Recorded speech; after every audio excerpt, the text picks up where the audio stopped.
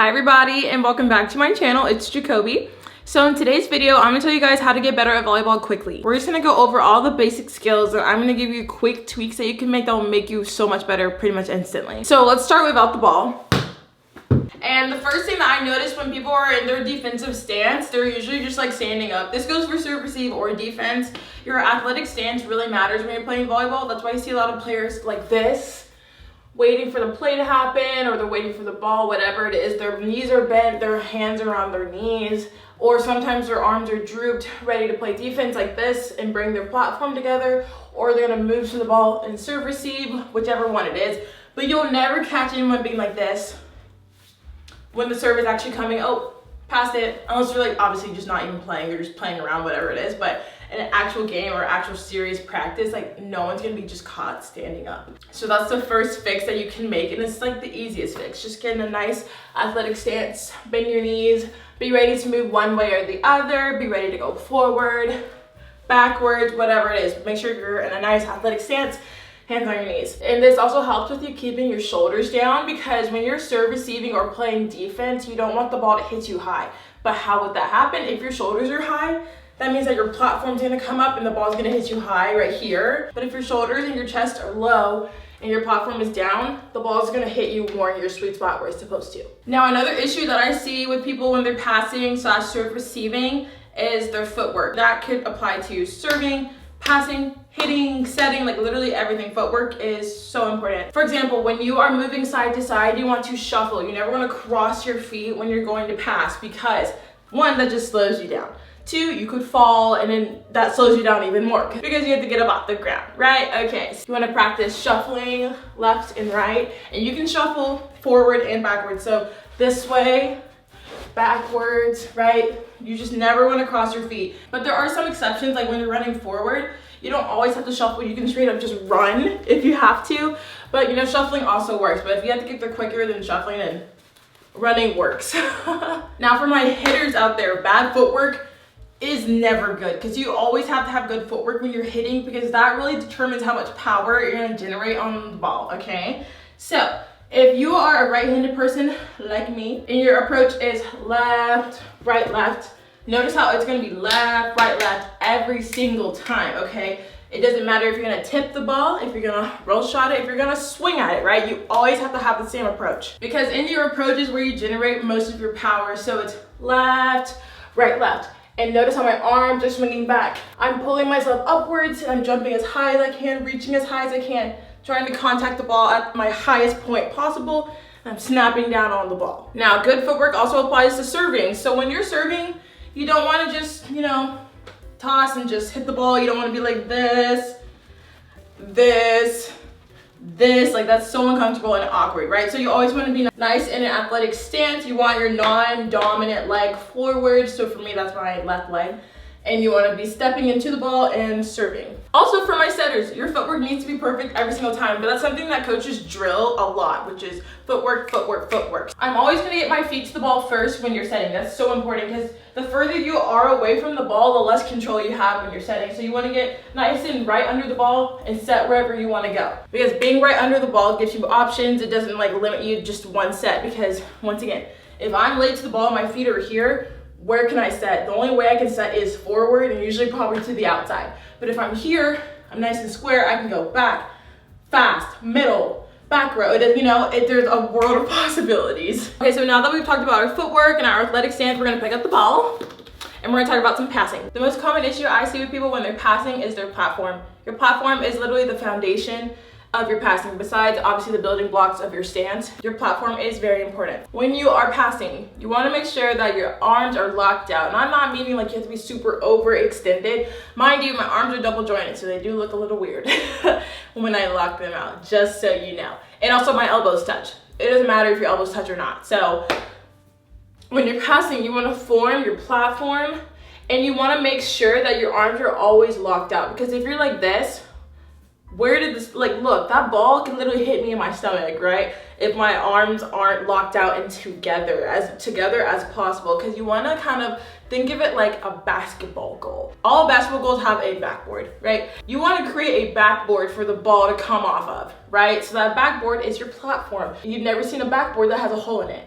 right? So you always want to be nice and together and solid and strong. Another common issue I see with people when they're passing is that they're just not contacting the ball at the right point, and people are like, Jacoby, like, how do I make sure that the ball always hits in the spot that I want it to? So that always has to do with footwork and tracking the ball with your eyes, okay? Eye work is super important as well.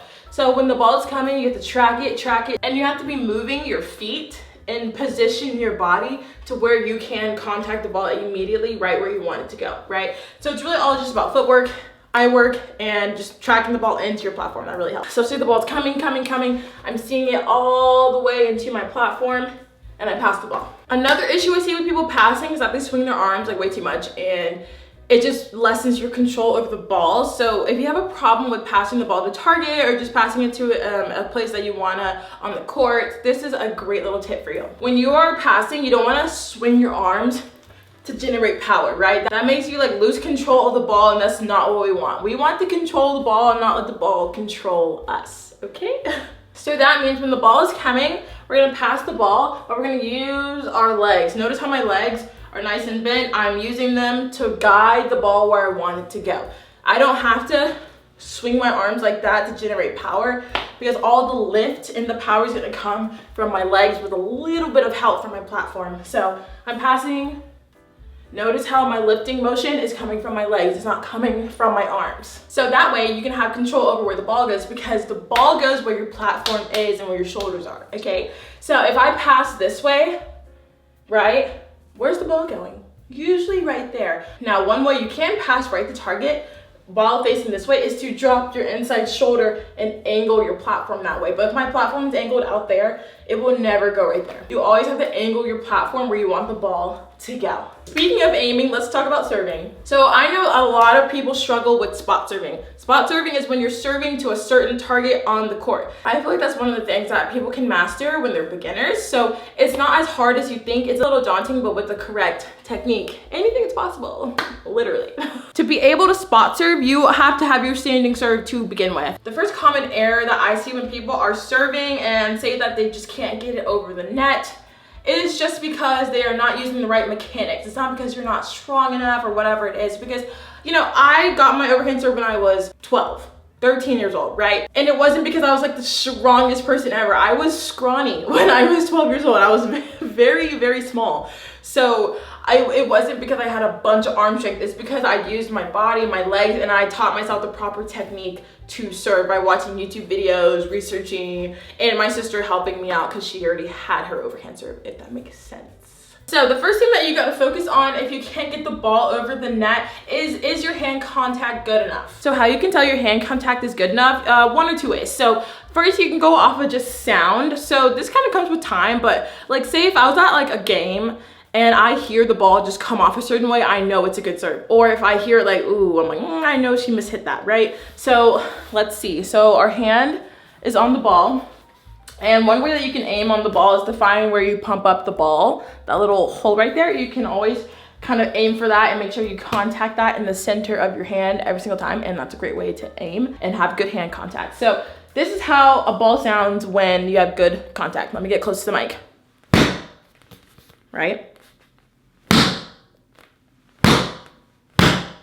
That's pretty good contact. It's solid. You can kind of hear like the hollowness of the ball. Now I'm gonna mishit it, and this is what a bad contact sounds like.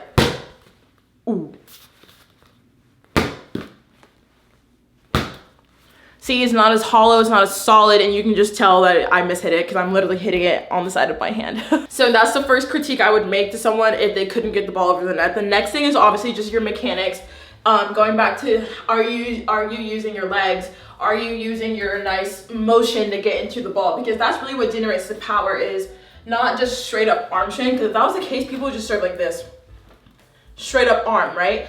But no, they use their stance, toss, and they step through the ball. That step is very important because that's momentum coming through the ball and you're contacting it. This little hip motion right here, that is very important when you're serving, because that's what's creating all the motion going into the ball. Your arm obviously does a little bit of work, but it's really in your base. So toss, torque into the ball, and it's not that dramatic. I'm just trying to get you to see the motion. So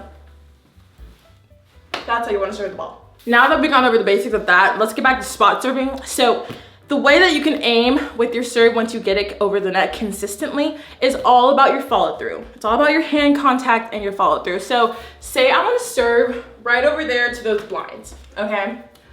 First of all, you don't have to be facing where you're serving, but when you are more of a beginner, it's a good idea to start facing where you're serving just so you can get it down. But the more advanced you are, the more you can move it around with your arm and not kind of give away where you're serving. But we're gonna do our normal routine, right? And once we contact the ball, hold your follow through to where you want the ball to go. That is so important. Like, and I even kept having to tell myself that, like even when I was in college, right? Because, you know, when you miss a serve, that is generally what it comes down to. Is either you mishit it or your follow through was all over the place or your toss was bad, right?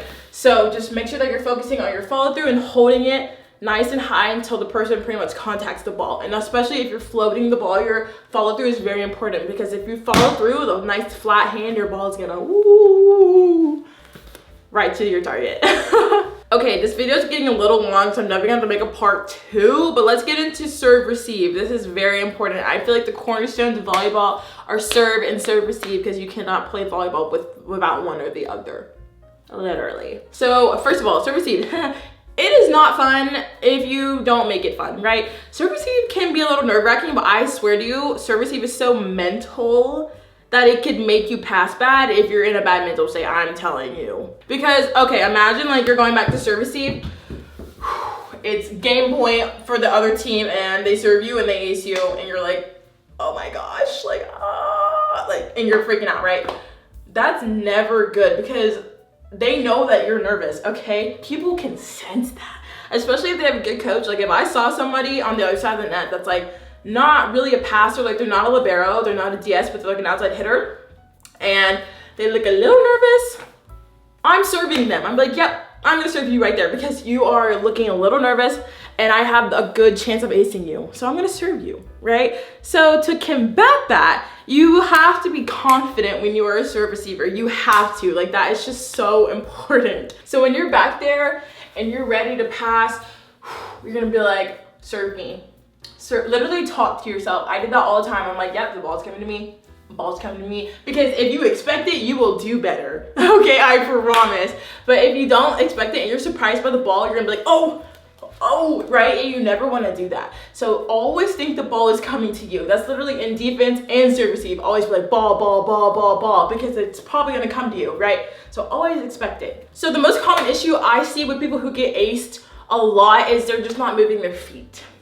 Okay, so moving your feet in serve receive is of the utmost importance. You know why? Because when people serve, it has a lot of pace on it and it is moving around, right? So passing a float serve is harder than passing a top spin serve.